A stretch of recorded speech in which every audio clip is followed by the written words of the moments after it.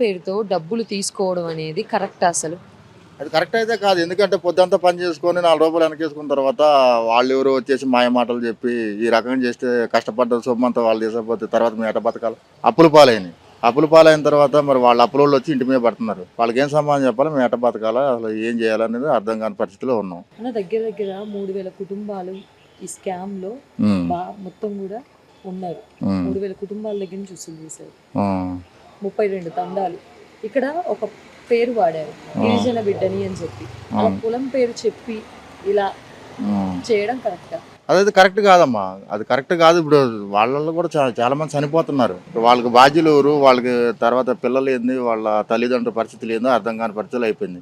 వాళ్ళు ఏ రకంగా బతకాలిగా? చచ్చిపోవడం ఒకటే ఉంది అక్కడ ఆప్షన్. వేరే ఆప్షన్ ఏమి లేదు. లేదా వాళ్ళ డబ్బులు వాళ్ళకి అకౌంట్లో ఇచ్చేస్తే వాళ్ళు తెచ్చిన కాడ అప్పులు కట్టేసుకుంటారు. అంతే తప్పితే ఎన్ని మాట్లాడుకున్నా అనవసరం కదా.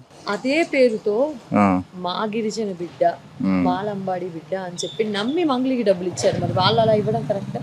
వాళ్ళు కూడా ఇవ్వకూడదు. వాళ్ళు కూడా నమ్మారంటే మరి వెనకాల ఎవరెవరు ఉన్నారో అంటే ఇప్పుడు మనం మోసపోయేటప్పుడు తీపి చేదుకుంటుంది, చేదే తీపి ఉంటుంది అంటారు కదండి. మాయ మాటలు అన్ని తీయగానే ఉంటాయి, నమ్మేటట్టుగా ఉంటాయి. ఇప్పుడు మంచి ఎట్లా ఉంటుంది?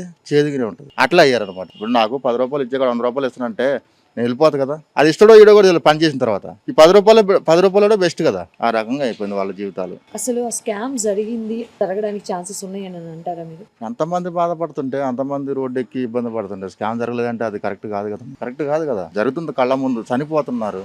నమ్మాలి అది. ఇప్పుడు వాళ్ళకి సంబంధం లేదంటున్నారు. మధు అన్నారు కదా, సంబంధం లేదంటున్నారు. సంబంధం లేనప్పుడు వీడియోలలో ఎందుకు వస్తుంది? ఫోన్లలో కూడా వస్తుంది. అదే మాట మంగ్లీ అన్నారు. నా కుటుంబానికి కూడా సంబంధం లేదు, కానీ వాళ్ళ తమ్ముడికి కూడా డబ్బులు ట్రాన్సాక్షన్ మధు నుంచి అయ్యాయి అని చెప్పేసి క్లియర్ గా తెలిసిపోయింది. సో ఇక మంగ్లీ పాత్ర ఉందని అనుకోవచ్చా మనం? సో వాళ్ళకి ఇంట్లో వాళ్ళు కదండి, అన్న, అక్క, తమ్ముడు, చెల్లి, వాళ్ళ తెలియకుండా ఏం జరిగిందండి? ఇప్పుడు ఒక కుటుంబం ఉంటుంది, మేము ఉంటాం, నలుగురు ఉంటాం. నలుగురిలోనే ఒకరు తప్పు చేసినప్పుడు ఆ ముగ్గురు తెలియకుండా ఉంటుందా? ఉంటుంది కదా. ఉండకుండా అయితే అది అది మనం అనుకోలేము. వాళ్ళు ఎన్ని చెప్పినా సరే వాళ్ళకి సంబంధం ఉంటుంది. ఒకవేళ మంగ్లీ కూడా ఈ స్కామ్ లో ఒక పార్ట్ అయి ఉంటే గనుక ఎటువంటి చర్యలు తీసుకోవాలి ప్రభుత్వం? ప్రభుత్వం అంటే ఇంకోసారి జనాలు మోసపోకూడదు. ప్లస్ ఇంకోటి ఏంటంటే అట్లాంటి మాట్లాడకుండా అట్లాంటి పనులు చేసే వల్ల గట్టి చర్యలు తీసుకుంటే బాగుంటుంది. ఏంటంటే మాలాంటి వాళ్ళు కూడా కొంచెం జాగ్రత్త పడతారు కదా. మరొక వైపు మంగ్లీకి చాలా పెద్ద ఎత్తున సపోర్ట్ ఉంది, రాజకీయ నాయకులు పలుకుబడి కానీ, లేదంటే ప్రభుత్వం కానీ, పోలీసులు కానీ అని చెప్పారు. ఫస్ట్ అయితే ఇవి వచ్చాయి. అలా ఉండడం ఆ అమ్మాయికి సపోర్ట్గా ప్రభుత్వం కరెక్టా? ఉంటే సపోర్ట్ 5 ఏళ్ళు ఉంటుందమ్మా ప్రభుత్వాన్ని. ఏదైనా ఏ రాజకీయ నాయకులైనా 5 సంవత్సరాలు ఉంటారు. తర్వాత ప్రజలు అనేవాళ్ళు రాజకీయ ప్రభుత్వం కూడా పట్టించుకోకపోయింది అనుకో, ఈసారి ఏం చేస్తారు జనాలు? ఇప్పుడు కేసీఆర్ని ఏం చేశారు? ఇంట్లో కూర్చోబెట్టారు. తర్వాత ప్రభుత్వం కూడా ఇట్లా అవుతుంది. దానిలో ఈ స్కామ్ మొత్తంలో కూడా ఇంకెవరైనా రాజకీయ నాయకులు ఉంటే వాళ్ళకు కూడా వాళ్ళపైన కూడా చర్యలు తీసుకోవాలి కదా. తీసుకుంటేనే బెస్ట్ కదండి.